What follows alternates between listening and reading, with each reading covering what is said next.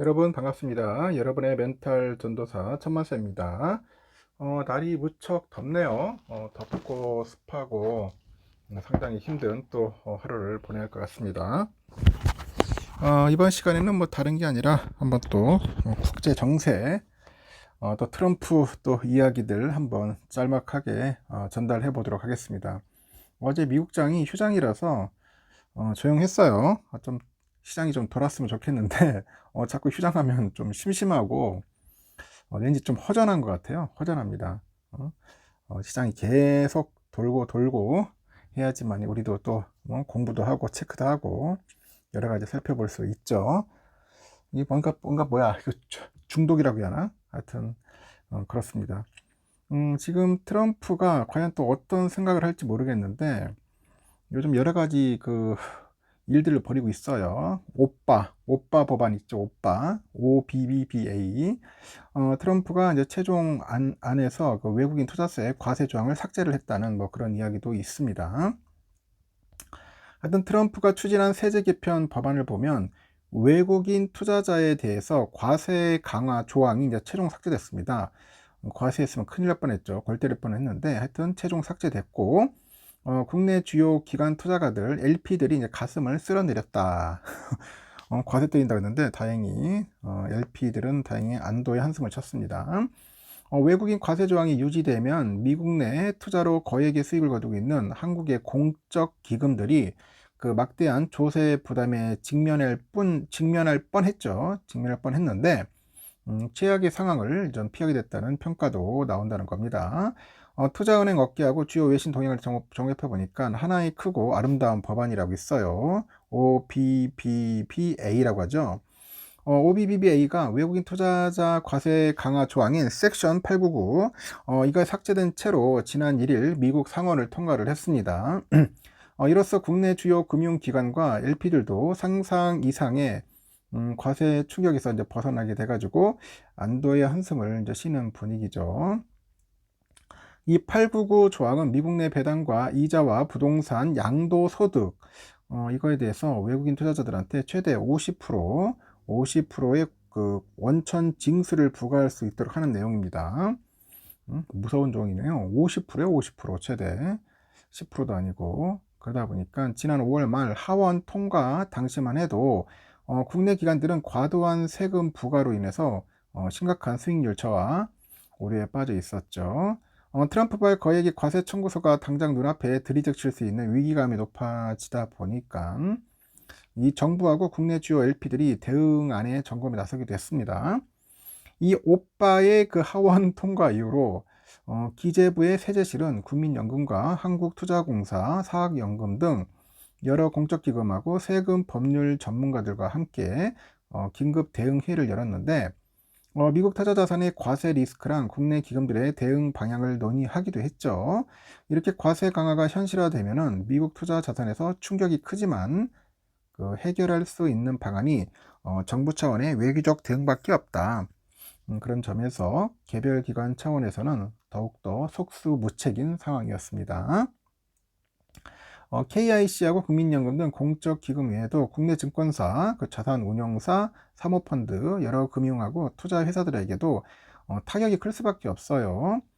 국내 대부분의 금융 투자사들이 미국 인프라랑 부동산, 사모대출 등에 대해서 투자를 활발히 이어온 만큼 이 조세 리스크가 실현될 경우에 단기간 내에 그 부담 가져야 할 그 미국발 세금 부담이 최소 한 수천억 정도 아니면 또 수조 원도 훌쩍 넘을 수 있다. 수천억에서 수조 원 그런 우려감이 제기됐었거든요. 하지만 그 트럼프 정부가 G7하고 우방국들과의 관계를 우려해서 이 섹션 899 조항을 전격 처리했고 한국 기관 투자자들의 우려도 일단락됐다.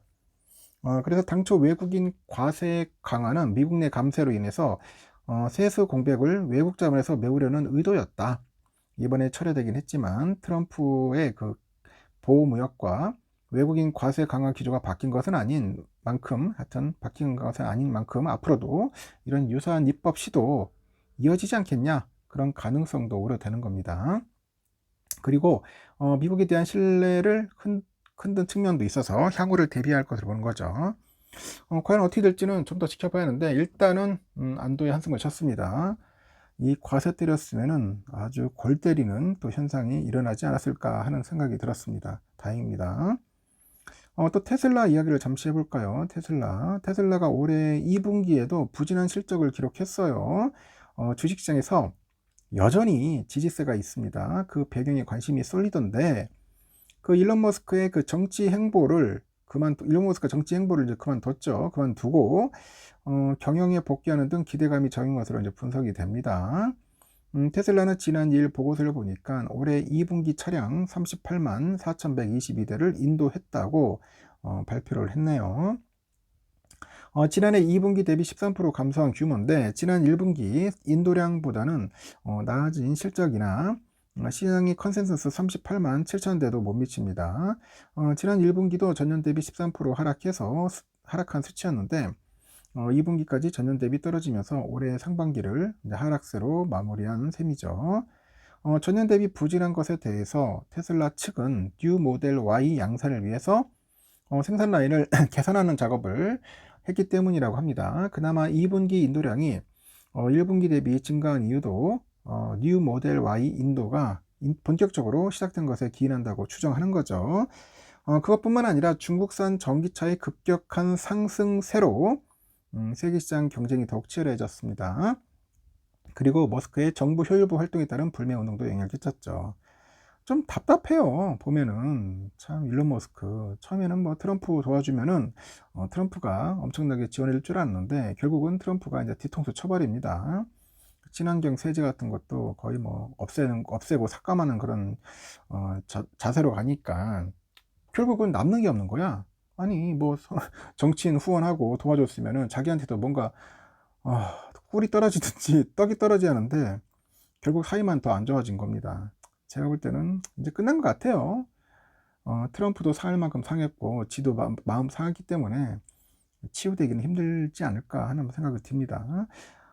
요즘 보니까 또 주가는 좀 상승을 했는데, 지난 2일에 5% 가까이 오른 315.65달러 마감을 했고, 3일에는 소폭 하락한 315.35달러로 마감을 했어요. 어찌됐든 간에 1분기 대비 2분기 실적은 나아졌고, 머스크의 경영 복귀가 투자 심리를 안정시키면서 주가 자체는 상대적으로 고평가를 받은 거라고 합니다. 증권가에서도 비교적 긍정적인 전망을 내놓으면서도 테슬라가 사활을 걸고 진행 중인 그 로보택시죠. 이 사업의 성공 여부가 중요하다고 입을 모으네요. 테슬라는 지난달부터 미국 텍사스 오스틴에서 자율주행 그 택시죠. 로보택시 시범 운행을 시작했습니다. 이 사이버 트럭의 판매 부진과 재고 부담이 여전히 남은 숙제인데, 그 CEO의 도찌 사임으로 공식적인 정치 활동이 종료됐고, 모델 Y에 대한 생산 라인 교체도 완료되면서 2분기 판매와 생산이 1분기 대비 증가하는 등 판매 성과는 개선될 전망이다, 이렇게 보는 것 같습니다. 그리고 6월 출시된 그 로보택시의 기술적 우수성과 안정성 증명이 긍정적 측면으로 반영될 것으로 예상하고, 옵티머스 로봇의 공장 배치 일정과 관련 그 기술적 진전 속도도 중요한 주가 모멘텀이라고 이제 보고 있는 것 같습니다. 한번 살펴볼 필요가 있어요. 하여튼 테슬라 주주들이 또 워낙 많아서 저도 한번 관심 있게 이제 보았습니다. 하여튼 여기까지 하겠습니다, 여러분. 좋은 하루 보내시기 바랍니다. 날이 더우니까 시원한 뭐 음식 하나 드시면서 즐겁게 보내세요.